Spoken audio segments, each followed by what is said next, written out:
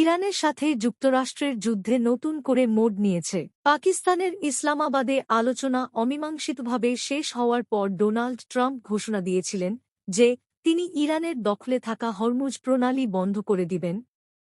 সেই লক্ষ্যে বিশ্বের বিভিন্ন প্রভাবশালী দেশের সহযোগিতা চেয়েছিল ট্রাম্প।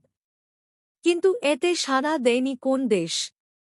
সব দেশে চেয়েছে ইরানের সাথে এই সমস্যার কূটনৈতিকভাবে সমাধান হোক, সামরিকভাবে নয়। আর এতেই আবারও একবার পরাজয় হল হতাশ ট্রাম্পের। ফলে বাধ্য হয়ে আবারও ইরানের সাথে সমঝোতা মিটিংয়ে বসার ইঙ্গিত মিলেছে ট্রাম্পের পক্ষ থেকে, যা আগামী 2 দিনের মধ্যে পাকিস্তানে অনুষ্ঠিত হতে পারে বলে জানিয়েছে আন্তর্জাতিক সংবাদ মাধ্যমগুলো। অন্যদিকে লেবাননের সাথে ইসরায়েলও প্রথমবার সমঝোতা বৈঠক করেছে।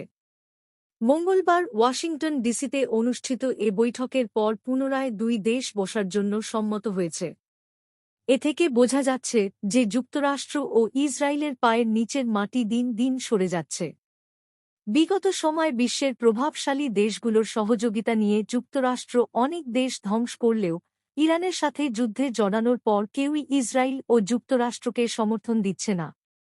ফলে দিন দিন কোণঠাসা হয়ে পড়ছে ট্রাম্প ও নেতানিয়াহু প্রশাসন।